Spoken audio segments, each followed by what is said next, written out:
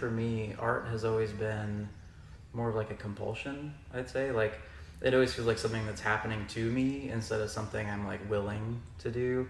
And so I've always just been creating little things, and basically, like, even with photography, someone gifted me a camera, and I got so excited just taking photos. And it wasn't until years later someone was like, "Oh, this is Sydney. He's a photographer," and I was like, "I'm a photographer."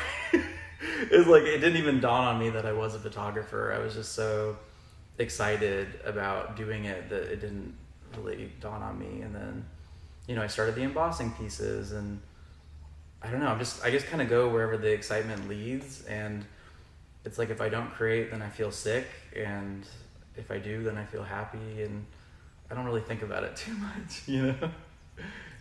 Like some people, it's like you have to, like they're like, oh, like how do you get your concept? And it's like to me, it's like I just have to do it. If I don't, I just feel sick.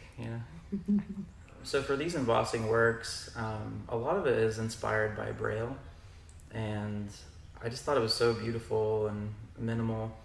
And I started doing these embossing experiments with little bumps on paper, and I actually started working for a woman that's blind, and brought them to her one time, and she felt them, and she was like, "Oh, I love your work."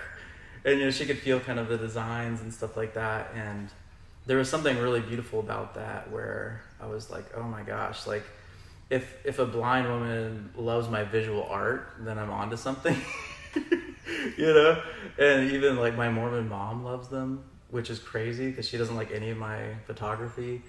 And so yeah, it was just interesting. I felt like they were very universal. For a long time, I wanted to create something that was just very minimal. I think that my photography is a little bit more like maximalist and like punchy in a way, and I love that too. But I've always wanted to create something that was just truly minimal. And so like I was like painting with coffee instead of paint. Just like I wanted something so subtle and really beautiful. And I was like, how could I just go simpler and simpler?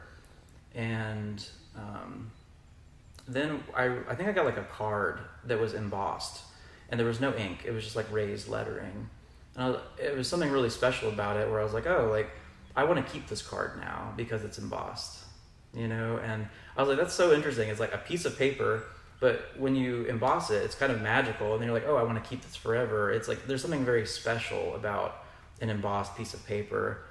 And I feel like I'm just cranking that up as far as I can take it, and it's just like an overdose of texture and designs.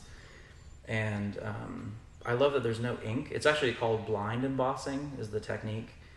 And I realized like, oh, like blind embossing is as minimal as you can get, because there's no ink. It's just form and shadow, and they're really fun to live with. Like, especially if you place them next to a window, as like the sun goes throughout the day, it's almost like a sundial, and so they look different throughout the day. There's like they're just fun to live with.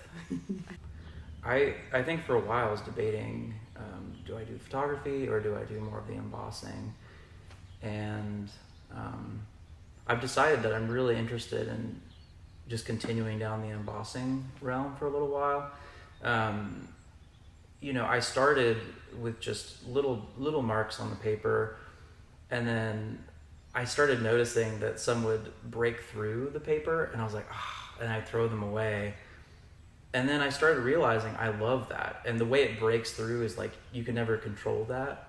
It like it'll kind of crack through the paper, and so I've just been cranking the pressure, of the press. There's like these big etching presses, so that it just breaks through in all these organic ways. And then I'm realizing I love that, and I want to push further into that. And so I think that's where it's going. Is just I want them to become almost like more like let go of control in a certain way. And I was interviewed recently from a friend, and he was saying, you do photography, but you also and now you're doing these embossings. They seem so different. And I thought about it, and like while I was making the embossings, I realized they look different, but in a lot of ways they're almost the same, because a photograph is capturing a moment with light, and embossing is capturing a moment with pressure. And I just love that like within that moment of uniform pressure, like thousands of pounds of uniform pressure, like pressure behaves in very beautiful ways, and then paper has memory. And so you get to just like, if once it's framed, you can just look at that moment forever. Whereas, so the paper has memory with the embossing, and with photography, the chemical on the paper has memory. And so it's just capturing a moment in a different way.